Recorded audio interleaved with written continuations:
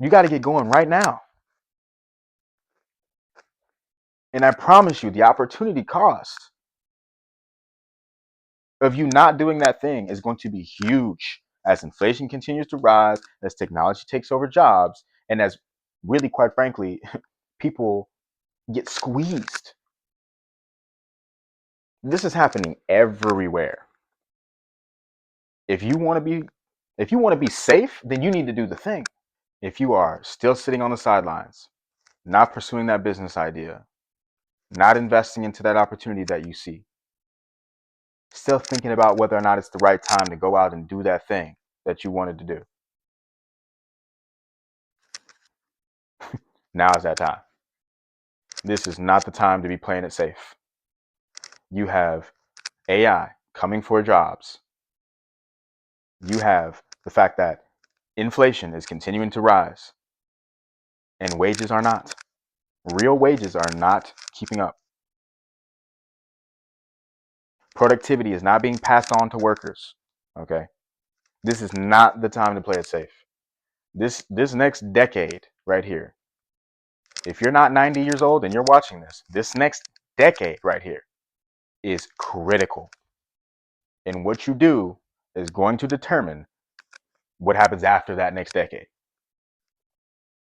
And it can be a lot of fun. It can be a great time full of financial freedom and happiness and love, or it could be a time of extreme despair.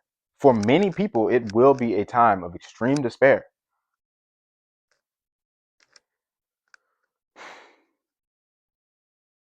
You know, it can be hard sometimes to make that bet on yourself because it feels like, you're risking something really big. I had a conversation with a friend a few years ago, and I asked her, I said, she was contemplating whether or not she wanted to go out and do her own business. She is extremely talented, very successful, very smart individual. And she was going to do this regardless. But she asked me, of what I thought. And I said, what is the absolute worst thing that can happen? Do you have family? Do you have, maybe a little bit of savings or not? Really, didn't matter. Just what's the worst thing that can happen? And like take that in your head and actually think about it. I think it's Jay Shetty. No, no, no, no, no. Mr. Bloom is his last name, I believe. And he has this framework that he published, and I don't know if it came from him, but I learned it from him. It's this idea of make the fear real, right? You've got this anxiety because you haven't defined what it is that you're actually afraid of. Make the fear real. Actually paint the picture of what it is that you don't want to see happen. And what begins to take place is that you see that what that is, it's really not that bad. It's really not that bad. You know? And also he says, think about what you're going to do when that worst possible outcome happens. What are you going to do? And you start to realize, oh, well, there's going to be a path forward from there. I'll leave that information in the description because what he talked about is very powerful and I'm not doing it justice. But the point is that the opportunity cost of not actually going out and starting to work on that thing that you want to do is costing you much more than what you think it will. So even when you outline that worst thing, then look at what is the best possible outcome, right? And I bet you that that outcome is asymmetric to how bad that other outcome is, right? So this outcome is a 10x from where you are, whereas the worst possible outcome might be being cut in half. But the thing is our brains are not wired to be okay with that. You have to logically use it. You have to rationalize the fact that you're better off shooting for that 10x outcome at the potential expense of one half. We suffer from this concept called loss aversion, where losses feel twice as bad as gains feel good. the intensity of the potential even for a loss is twice as large as for a gain.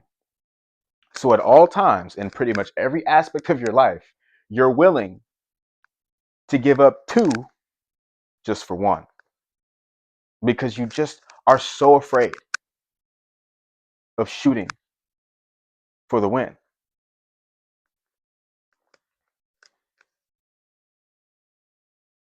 We have a certainty bias as well, where we overvalue a certain outcome, which could be your paycheck,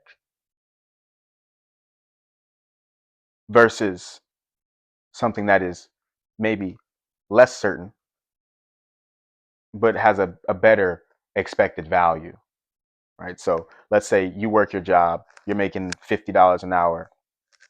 I don't know why you're making 50. You could be making way more than that too.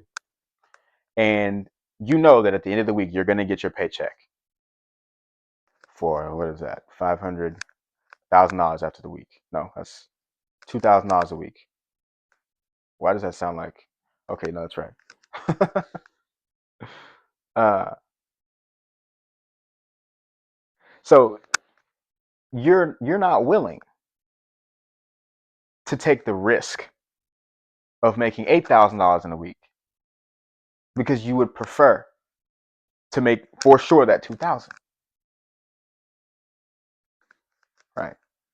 So you're scared to go and start that business. You're scared to take that first step when really that's the most important part, is to just get started.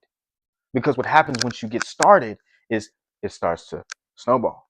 But you have to get started because it doesn't snowball for a while, right? You got to get started now, because it's still going to take 6 months to start seeing anything.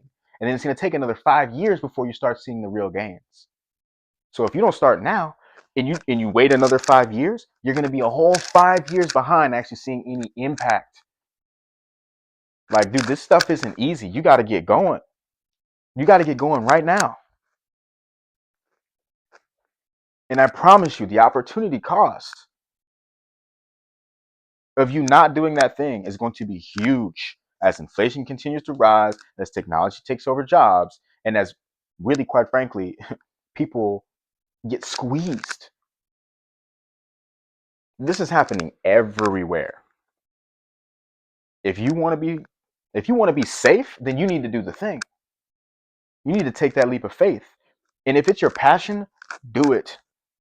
You better get started now. I'm telling you, it's not going to be straight up.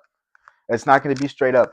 Meanwhile, I'm talking about this curve right here, right? This exponential growth. But in between that, it doesn't feel like that the whole time. You're like this the whole time, but it just happens to always be going up and to the right. So you got to get used to the feeling of what it feels like on that downward slope. You got to get used to that so that you can manage and make it through. But you haven't even started yet. So you don't even know what that feels like. You think that you're going to get started and you're going to think that it's over. But you got to keep going through that. But you haven't even started the process of learning what it feels like to feel like it's over again. That's all I got to say. If you're watching this and it has any impact on you, please let me know. And that's all for now. I'll see you next time.